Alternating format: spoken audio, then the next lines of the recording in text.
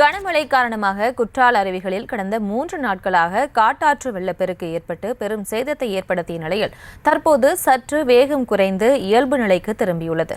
சீரமைப்பு பணிகள் நடைபெற்று வருவதால் தொடர்ந்து 4வது நாளாக சுற்றுலா பயணிகளுக்கு அருவியில் குளிக்க தடை விதிக்கப்பட்டுள்ளது.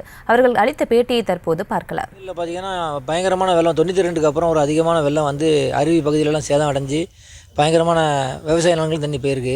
இந்த அடிப்படையில் பார்த்திங்கன்னா இப்போ குற்றாலத்தில் வந்து தண்ணி படிப்படியாக இப்போ குறைஞ்சி நார்மலுக்கு வந்தாலும் கூட கடைகளை திறக்கிறதுக்கு மாவட்ட நிர்வாகம் இது வரைக்கும் அனுமதி தரலை.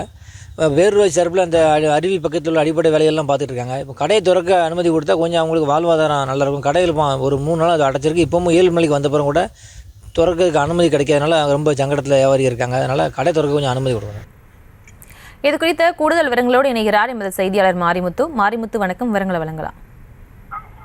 தென்காசி மாவட்டம் குற்றாலம் உள்ளிட்ட அனைத்து அருவிகளும் வெள்ளப்பெருக்கு ஏற்பட்டு தற்போது 4வது நாளாக சுற்றுலா பயணிகள் குளிக்க தடை விதிக்கப்பட்டுள்ளது. குறிப்பாக குற்றாலம் மெயின் அருவியை பொறுத்தவரை கடந்த 3 நாட்களாக இந்த பகுதியில் காட்டாற்று வெள்ளம் என்பது ஏற்பட்டது. இதனால் கடைகளுக்குள் தண்ணீர் புகுந்ததால் இந்த பகுதி கடைகள் முழுவதும் அடைக்கப்பட்டன.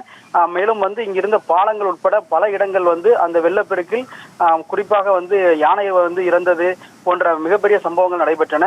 இந்த நிலையில் தற்பொழுது 4வது நாளாக இந்த பகுதியில் வெள்ளப்பெருக்கானது குறைந்து நீர்வரத்து தற்போது குறைந்துள்ளது. மேலும் இந்த பகுதியில் சீரமைப்பு பணிகள் பேரூராட்சி சார்பில் நடைபெற்று வருகின்றன.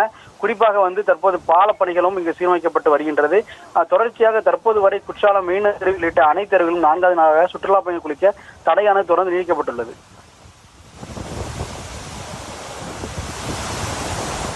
விவரங்களுக்கு நன்றி மாரிமுத்து.